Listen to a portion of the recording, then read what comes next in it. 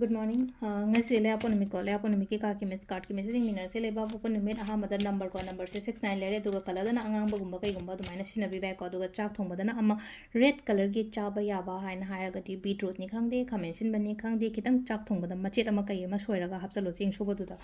adu du ma le re ko ado sida ka dum khotong thok chara ge ka dum sida gi ama khan bi ra se aduga timing a phaba so ha pe di ngase ko ngasi gi ona timing a phaba ke ke lege ha ba do adu du ma su yeng mina ra se sila re card number 1 card number 2 and card number 3 ko hamba ani shuba ahum suba ko first card khan ma yeng ase ko ngasi gi ona kari energies la ke ko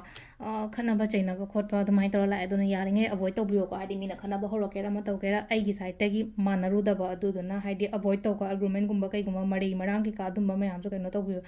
aduga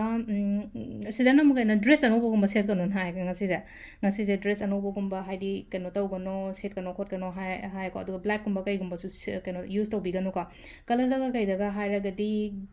green aventurine gumba sira chalu ko haidi green aventurine ja koi success ki stone oina ko aduna adu green aventurine gumba kai adu minus pi ko number 2 ko sida lai se competitions yam laiba oin oibado maka amana ama yengjanaba kotanaba ai isamaksu yauri ko sigi competitions je number 2 khanba ngai kyone ya laisi da competitions haira gadi ngasai gi thabak mayam am le matam da haide ai do pekha tha doine haira gadi ai su candidate ama oirim na ai su ngasai competitions su yauri no haide competitions kai gumba kai mayam ama yamna challenging oiba oibado ngasi gi numit ko aduna keno haidi mi ngonda sidasu number 2 gyon ha mari marang gumba yam ka hana tawgono na ha ko sida aduga color se ko keno crystal da haidi green aventurine gumba kai gumba mane sibiyo aduga keno